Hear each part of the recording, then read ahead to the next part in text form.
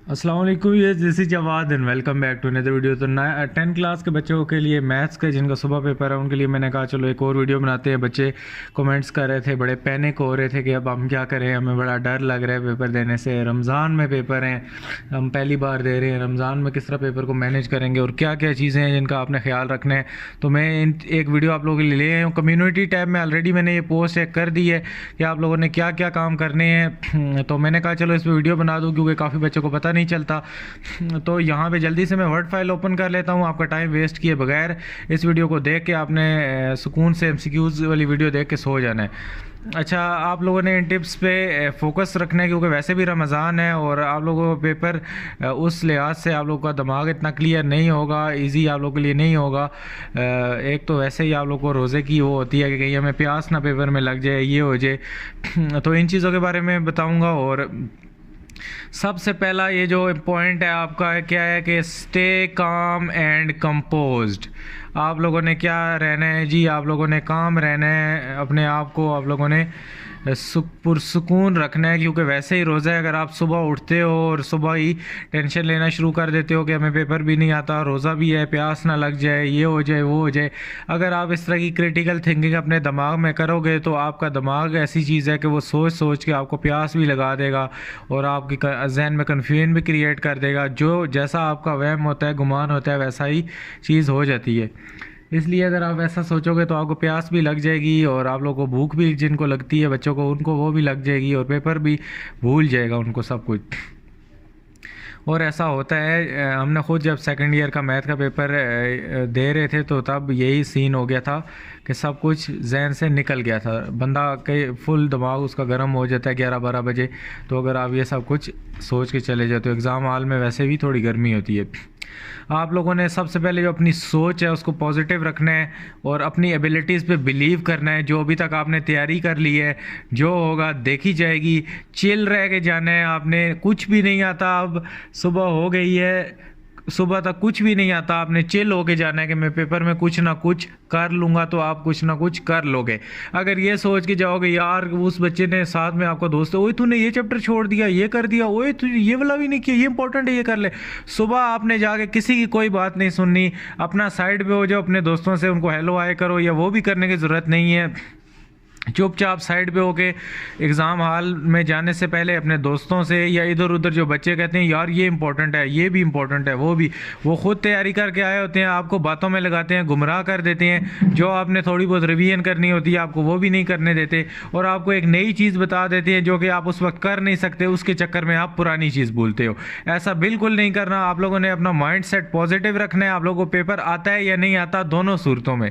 और अपनी एबिलिटीज़ पे क्या करना है, बिलीव रखना है। अपने आप को रिमाइंड करवाना है कि आपने अच्छी तैयारी की हुई है, या जो भी नहीं भी की हुई तो आप लोग कुछ ना कुछ पेपर में कर लोगे। अब बच्चों का दूसरा सवाल होगा सर हमने तैयारी नहीं की हुई, तो ऐसे बच्चे भी होते हैं जो कि इतने नॉन सीरियस भी होते हैं। तो उन्होंने वैसे ही तैयारी नहीं की तो अब क्या टेंशन लेने की ज़रूरत है। टेंशन आपने नहीं लेनी। वैसे भी रोज़े हैं तो आप लोगों को प्यास लग जाएगी या कुछ और हो जाएगा क्योंकि आप सोचने लग जाते हो। वैसे अगर आम रूटीन में आप पूरा दिन पानी ना पियो, आप लोगों को नहीं प्यास लगती। रोज़ों में ऐसा क्यों होता है? क्योंकि आप सोचते रहते हो हमारा रोज़ा है, अभी ये करूँगा तो प्यास लग जाएगी, यहाँ जाऊँगा तो प्यास लग जाएगी, तो वो इसीलिए प्यास आप लोगों को लग जाती है। वैसे अगर आप ऐसा सोचें ना तो आप लोगों को पूरा दिन प्यास नहीं लगेगी। तो इसीलिए अगर आप गलत सोचोगे तो आप लोगों को इफेक्ट हो जाएगा। टाइम मैनेजमेंट दूसरा बहुत इंपॉर्टेंट चीज़ें हैं। सारे क्वेश्चंस के लिए टाइम को आपने मैनेज करना है। एमसीक्यूज़ ये ना हो पता चले आप लोग के एमसीक्यूज़ शीट आए तो आप चीटिंग के चक्कर में पड़ जाओ, आसपास देखने लग जाओ। खुद से उसको देखने की भी जहमत ना करो कि वो मेरे आसपास टॉपर बैठे, मैं उसका देख के लगा लूँगा ऑप्शन, और लग भी जाती हैं देख के। लेकिन आप लोगों ने किसी पे डिपेंड नहीं करना, बजाय वो एग्जामिनर कहे कि आखिरी 1 मिनट रहता है आपसे आगे छीन के ले जाए, आपके आधे एमसीक्यूज़ भी ना हुए हो तो कुछ पाने से पता है कुछ गलत ही लगा देते, क्या पता सही हो जाता। तो इस उम्मीद पे रहना है, लेकिन आखिर में रहना है, लेकिन पता चले सारा टाइम इसी उम्मीद पे ज़ाया कर दो। उसके बाद if you encounter a difficult question, most important बात यह है कि पैनिक नहीं करना। आपने सबसे पहले घबराना नहीं है। तो आप लोगों ने पैनिक नहीं कर जाना। कोई सी क्वेश्चन में कई बार होता है पहला क्वेश्चन किया सारे हमें आ रहे होते हैं, लेकिन जब दूसरा क्वेश्चन करते हैं वो हो यार इसमें ये क्या था, वहाँ पे बंदा फंस जाता है। उस क्वेश्चन में आपने 2 मिनट फंस गए तो उसको छोड़ के तीसरे पे आ जाओ, उस पे नहीं लगाना, वहाँ पे आधा आधा घंटा फंसे रहोगे। इससे आप लोग को जो आगे आते होंगे वो भी भूल जाओगे और आप लोग यही कहोगे यार ये तो आगे वाले भी चले गए पीछे वाले भी चले गए। आपका दिमाग पजल हो जाएगा, कॉम्प्लेक्स हो जाएगा। जिस तरह किसी चीज़ को घेरा नहीं लग जाती रस्सी को घेरा, इस तरह आपके दिमाग में घेरा लग जाएंगी और वो एंड तक पेपर में आप लोगों का जो दिमाग है जब तक काम नहीं होगा वो आप लोगों को नई नई जो चीज़ें रिमाइंड आपने की हुई हैं, याद की हुई हैं, वो आप लोगों को नहीं याद वापस आपकी मेमोरी से ढूंढ के देगा। वो कॉम्प्लेक्स सिचुएशन में चला जाएगा और वो काम नहीं करेगा। मैं साइकोलॉजिकली आप लोगों को समझा रहा हूँ, वैसे भी वीडियो पहले कभी नहीं बनाई, अभी रोज़े भी हैं तो यहाँ पे बच्चे ज़्यादा पैनिक कर जाते हैं, वैसे भी गर्मी होती है, दूसरा भी एक साइकोलॉजिकली उन पे फैक्टर इंप्लीमेंट हुआ होता है तो इस वजह से वो पैनिक कर जाते हैं। हर जगह आप लोगों को बताया है कि माइंड सेट को पॉजिटिव रखना है, पैनिक नहीं करना। Move to the next one and come back to later if you have time left. उसको छोड़ दो क्वेश्चन को, आगे जाओ, आगे वाले सारे कर लो, सिर्फ 2 मिनट उस पर छोड़ो। अपने साथ घड़ी लेके जानी है या उधर घड़ी हो उस पर देखो 2 मिनट गुजर गए, छोड़ दो उसको।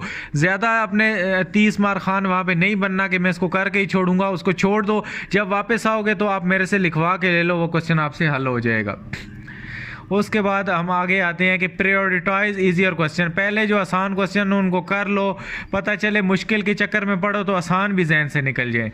तो ये आप लोगों ने लाजमी काम करना है कि पहले आसान क्वेश्चनों को कर लो, क्योंकि जगह जगह क्वेश्चन की अब ई शीट्स है, जगह बनी होती है, आप फलां जगह पे जाकर उसको हल कर लो। ये तो नहीं मैं 3 क्वेश्चन छोड़ के खाली जगह कहाँ जाए, अब खाली जगह छोड़ने वाली कहानी नहीं है। तो ये आप क्वेश्चन जल्दी जल्दी कर लोगे, आपका टाइम बचेगा, फिर आपको this will boost your confidence. आपको कॉन्फिडेंस होगा यार मैंने आधा पेपर कर लिया, आपका टाइम बच जाएगा और आप जो चैलेंजिंग क्वेश्चन है उनको भी अल्लाह ताला आपके जहन में वो चीज़ें डाल देगा और आप उनको भी कर लोगे, आप लोगों को पता भी नहीं चलेगा। ये चीज़ आप कल के पेपर में अगर आपको भरोसा नहीं है ये मैं क्या बोल रहा हूँ, आप बोलो यार ये कैसी बातें कर रहे, तो आप लोग कल इसको आजमा के देख सकते हो। एक पेपर में आजमा के देख लो, फिर नीचे कमेंट करना, अगर ना हुआ तो फिर आप बात करना। उसके बाद जो मेन इंपॉर्टेंट चीज़ है, ensure that you understand the requirement of each question before attempted it. तो आप लोगों ने देख लेना है कि और वाले क्वेश्चन उनमें से जो ज़्यादा इजी है दोनों करने के चक्कर में ना पड़ जाना कि मैं एक्स्ट्रा क्वेश्चन कर देता हूँ, आखिर में टाइम बच गया, long short presentation margin lines marker वाली जो सजावट है वो करने के बाद टाइम बचता है तो फिर कोई एक्स्ट्रा करो। वैसे आपने ज़्यादा तेज़ी नहीं दिखानी, वैसे भी जगह ही नहीं होती। आपने साफ सुथरा पेपर करना है। पेपर प्रेजेंटेशन की मैथ की वीडियो अपलोडेड हुई है, उसको देख लो। आप लोगों ने प्रॉपर स्टेप्स लिखने हैं, मार्कर यहाँ यूज़ करना है, नीट क्लीन काम करना है आप लोगों ने। ये आप लोगों को जो मिस्टेक होती है, आपने एक पेंसिल से लाइन उस पर लगानी है और किस साइड से लाइन लगानी है मैं उस वीडियो में बता चुका हूँ। आप सीधा चैनल पर आ जाओ और यहाँ पर आप लोगों को वीडियोज़ के सेक्शन में आप लोगों को वो वीडियो मिल जाएगी, पेपर प्रेजेंटेशन। आखिर में आप लोगों के पास अगर टाइम बच जाए, देखो if you have time left, ये नहीं कि आप लोग पहले एक क्वेश्चन करके फिर उसका आंसर घंटा चेक करने लग जाओ। टाइम लेफ्ट अगर बच जाए तब आप लोगों ने एरर्स वगैरह को एक बार दोबारा 3 बार आपने अपने पेपर को दोबारा चेक करना है अगर टाइम हो तो। ये नहीं कि जो ही पेपर हुआ उठा के एग्जामिनर को दिया और बाहर भागने वाले। बाहर आपने क्या आगे करना है, आप लोगों के लिए कोई बिरयानी तो नहीं बांट रहा बाहर, या आप लोगों के लिए कोई मिठाई का डब्बा बांट रहा है कि आप पेपर दे के आगे बहुत बड़ा आपने कारनामा कर लिया। तो अंदर बैठे रहो, एंड टाइम तक कुछ ना कुछ फ़ायदा हो जाता है। 2 बच्चे चीटिंग कर रहे होते हैं तो आप उनकी आवाज़ सुन के क्या पता आप लोगों को कुछ याद आ जाता है। आखिरी मिनट तक एग्ज़ाम हॉल के अंदर बैठे रहो, आपको कुछ आता है या नहीं आता। बाहर आके फजूल दोस्तों के दिलासे लेना, ओ यार तूने भी ये छोड़ दिया था, मेरा भी सही नहीं हुआ, तेरा भी नहीं। यार क्या मतलब सही नहीं हुआ, आप लोगों ने एंड टाइम तक बैठना है, बहुत फ़ायदा हो जाता है। यहाँ पे 2 बच्चे 2 टॉपर आपस में कोई चीटिंग कर रहे होते हैं, आखिर में मौका मिलता है, तीसरा आपको वो कुछ नहीं बता रहा होता, आप कान लगा के उनकी बातों से पूरे न्यूमेरिकल कर लेते हो। ये बात है तो एक दिन बैठ के देख लो, इस तरह हो जाता है फ़ायदा। कोई हर दिन आपको बुरा नहीं होता, कुछ ना कुछ फ़ायदा हो जाता है। इसलिए आपने जल्दी नहीं निकल के आना एग्ज़ाम हाल से, कुछ बाहर चीज़ें नहीं है, वैसे भी बाहर गर्मी है, आपका रोज़ा होगा, अंदर बैठे रहो। आप लोगों ने शॉर्ट ब्रेक्स ले लेनी है अगर आपको ज़रूरत पड़े, तो कोई शॉर्ट ब्रेक नहीं लेता। थोड़ा सा अगर आप लोग को लग रहा है कि मुझे रोज़ा लग रहा है या कोई टेंशन है तो 2 सेकंड के लिए आप पेपर को छोड़ दो, आराम सुकून से बैठो, ठंडा सांस लो और वापस पेपर को करने लगो। आप लोगों ने समझदारी से अपने टाइम को मैनेज करना है, अवॉइड करना है एक क्वेश्चन पे। बार बार मैं कह रहा हूँ कि एक क्वेश्चन में फंस के नहीं रह जाना, नहीं आता आगे चलो, फिर वापस एंड पे उस क्वेश्चन पे आना है, दरमियान में वापस नहीं आना है, एंड पे आ जाना है। अगर कुछ याद आ जाता है तो फिर दरमियान में आ जाओ, अदरवाइज उस क्वेश्चन को जहन से निकाल दो। उस क्वेश्चन के बारे में ही पूरा पेपर नहीं सोचते रहना कि यार अब मैं उसको क्या करूँगा, तो आगे आप लोग ख़राब हो जाओगे। उसका जहन बिल्कुल आप लोगों ने जहन से उसका गुमान है निकाल देने, एंड पे आना है उस पर।